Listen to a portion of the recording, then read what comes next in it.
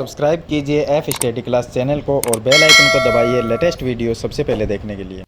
Hello friends, चलिए आज हम कक्षा 9 गणित का चैप्टर नंबर जो 10 है जिसका नाम है वृत्त, इसमें प्रश्नावली 10.5 से पहले प्रमेय 10.8 दी गई है। इसको इस वीडियो में हल करेंगे। अगर आपको इससे पीछे वाले क्वेश्चन या उदाहरण देखने हैं तो इस वीडियो की डिस्क्रिप्शन में आपको एक प्लेलिस्ट का लिंक मिल जाएगा जिस पे क्लिक करके आप पीछे वाले वीडियो देख सकते हैं। तो चलिए हम प्रमेय नंबर 10.8 को सिद्ध करते हैं। तो आप वीडियो को लाइक कर दीजिए और चैनल को सब्सक्राइब कर लीजिए ताकि ऐसी वीडियो आपको आगे भी मिलती रहे।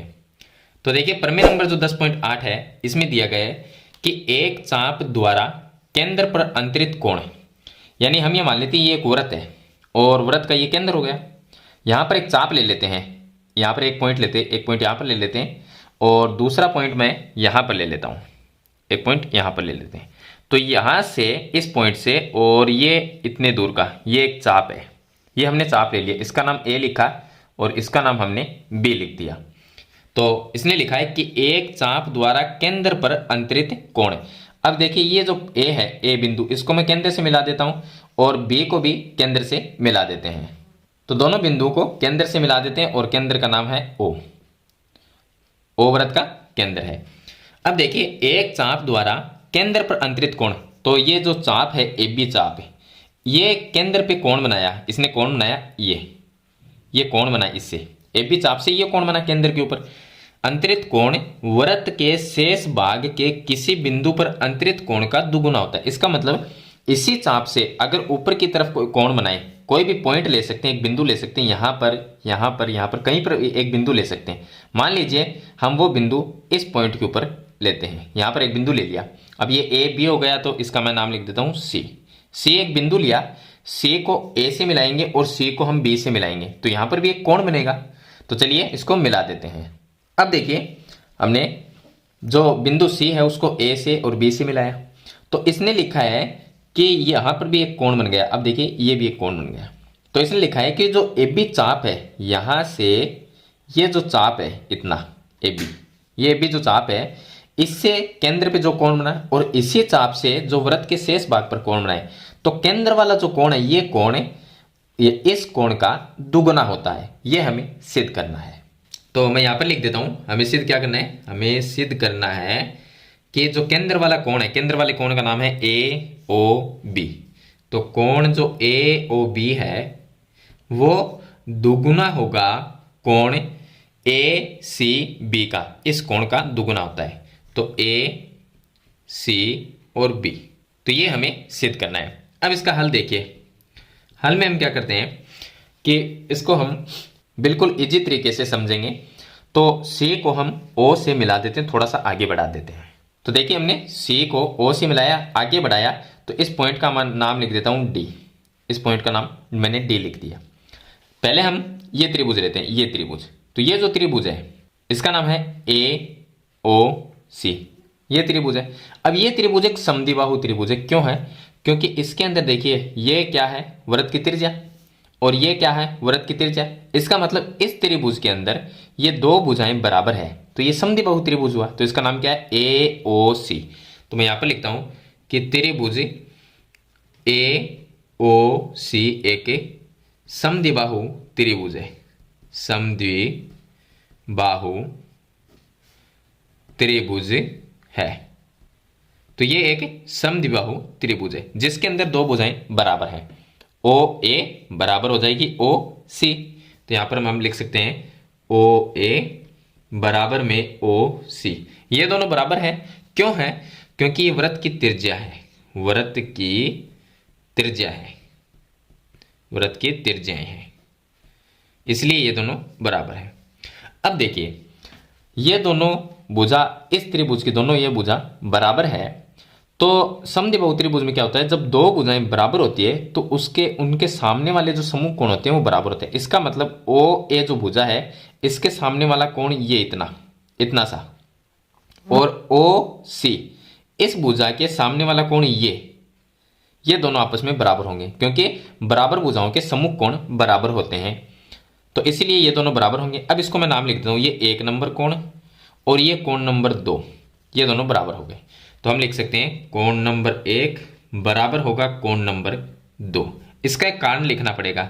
कारण ये लिखोगे कि बराबर भुजाओं के सम्मुख कोण बराबर होते हैं।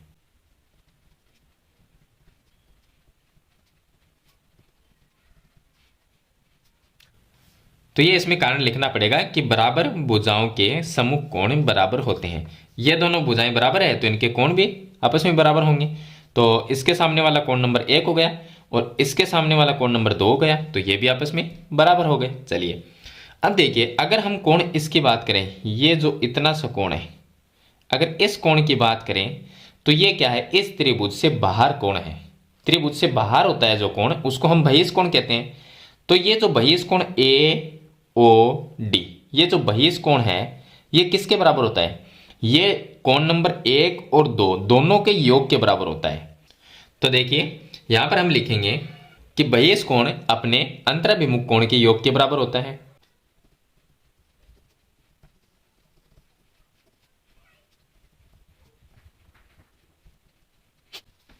तो ये बात यहां पर हम लिख देंगे कि बहिष कोण अपने अंतराभिमुख कोण के योग के बराबर होता है। इसका मतलब ये जो बहिष कोण है ए ओ डी, ये जो बहिष कोण है, तो यहां पर मैं लिख देता हूं कोण ए ओ डी, ये जो कोण है वो किसके बराबर होगा, वो कोण नंबर 1 और 2 दोनों के योग के बराबर।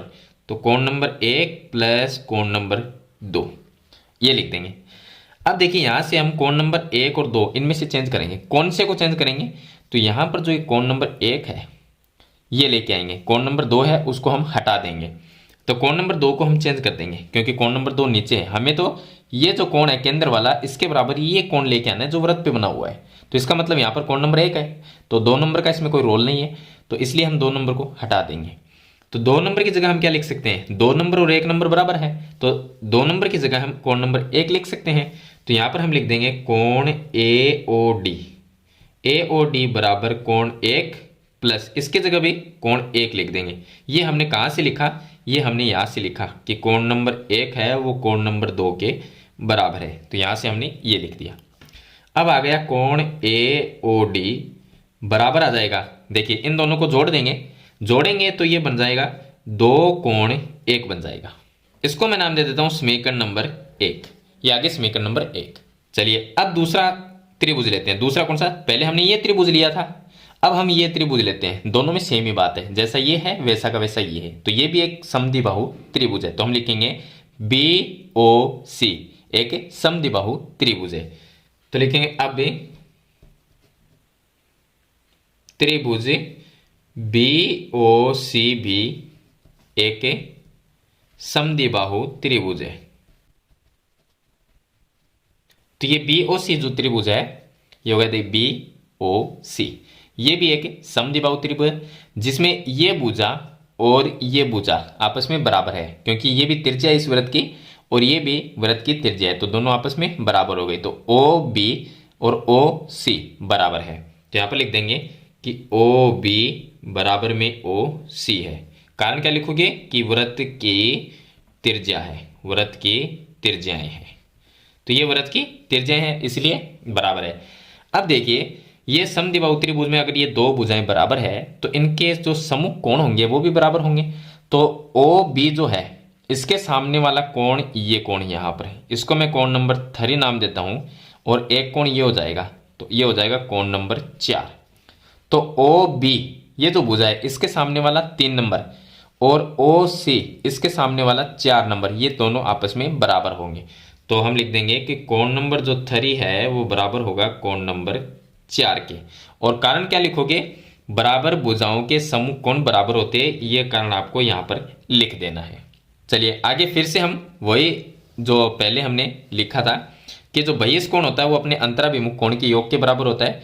तो जो बहिष कोण इसमें बी ओ डी है, तो यहां पर लिखेंगे लेकिन जो बहिष कोण है कोण बी ओ डी, लेकिन बी ओ डी ये क्या है, ये बहिष कोण है। ये जो बहिष कोण है वो किसके बराबर होगा, 3 नंबर और 4 नंबर के योग के बराबर। तो बी ओ डी बराबर हो जाएगा कोण नंबर 3 प्लस कोण नंबर 4 के। अब 4 नंबर जो कोण है उसको हटा के कोण नंबर 3 लेके आएंगे उसकी जगह, क्योंकि 3 और 4 दोनों ही बराबर है, तो 4 की जगह 3 लिख सकते हैं और 3 की जगह 4 लिख सकते हैं। तो ये आ जाएगा कोण बी ओ डी बराबर, ये जो 3 नंबर है इसको ऐसा कैसा लिखेंगे प्लस कोण नंबर 4 है उसकी जगह कोण नंबर 3 यहाँ से लिख सकते हैं, तो इसकी जगह भी कोण नंबर 3 लिख सकते हैं। कारण लिखोगे कि कोण नंबर 3 और कोण नंबर 4 है वो बराबर है, तो हमने यहाँ से ये लिख लिया। अब कोण BOD जो है ये देखिए 2 बार है, तो इनको जोड़ेंगे तो 2 कोण 3 ये आ जाएगा। इसको नाम देंगे समीकरण नंबर 2। ये समीकरण 2 आ गई। अब देखिए AOD और यहाँ पर है BOD, ये समीकरण 1 और 2 है। अब ये देखिए अगर मुझे पूरा कोण चाहिए, ये पूरा चाहिए क्योंकि हमें तो लेके आना है AOB लेके आना है, तो AOB कैसे आएगा जब ये पूरा कोण होगा तब। तो इसके आधे आधे हमने निकाल लिए, ये आधा कोण है, ये आधा कोण, एक ये और एक ये, इन दोनों को अगर जोड़ देंगे इधर वाले कोण को और इधर वाले को तो AOB बनेगा। क्यों बनेगा? क्योंकि AOD तो ये हमारे पास में AOD इसको और BOD तो ये आ गया BOD, मतलब समीकरण 1 और 2 को जोड़ना पड़ेगा तब AOB कोण आएगा। तो हम लिखेंगे कि समीकरण 1 प्लस समीकरण 2, तो समीकरण 1 और 2 को जोड़ते हैं। समीकरण 1 में AOD तो कोण AOD प्लस कोण BOD, ये आ गया कोण BOD, इन दोनों को जोड़ते हैं तो इसके ये कोण इसमें जुड़ेगा, तो 2 कोण 1 प्लस 2 कोण 3, ये आ गया 2 कोण 3, ये आ जाएगा। अब यहां से तो हम 2 को कॉमन ले लेंगे और AOD और BOD दोनों को जोड़ते हैं तो क्या बनता है AOD और BOD, इनको जोड़ते हैं तो ये पूरा कोण बनता है, इसका नाम है AOB। तो इसके इन दोनों की जगह हम लिख सकते हैं कोण AOB बराबर, यहां पर 2 कॉमन लेंगे तो 2 आ गया कॉमन, ब्रैकेट में रह जाएगा कोण 1 और प्लस कोण 3। अब देखिए कोण 1 और कोण 3 को अगर जोड़ते हैं, अगर कोण 1 को कोण 3 को जोड़े तो ये पूरा कोण बनता है, ये पूरा। अब इस पूरे कोण का नाम क्या है? ACB ये नाम है, तो इसकी जगह हम इसकी जगह क्या लिखेंगे? ACB लिख देंगे, तो ये आ गया कोण AOB, यहां पर आ जाएगा 2 कोण AC और B, ये आ जाएगा। और ये चीज हमें इसमें सिद्ध करनी है AOB बराबर 2 कोण ACB। तो इस तरह से हम जो प्रमेय नंबर 10.8 है उसको सिद्ध करेंगे। तो मैंने जितना सिंपल तरीका हो सके उतने सिंपल तरीके से बताने की आपको पूरी कोशिश की। फिर भी इसके बारे में कोई सवाल या सुझाव है तो मुझे कमेंट बॉक्स में जरूर लिखना, और वीडियो पसंद आए तो लाइक और शेयर जरूर कर देना, चैनल पर नए हैं तो सब्सक्राइब करना। हम मिलते हैं एक नई वीडियो के साथ, तब तक के लिए थैंक यू।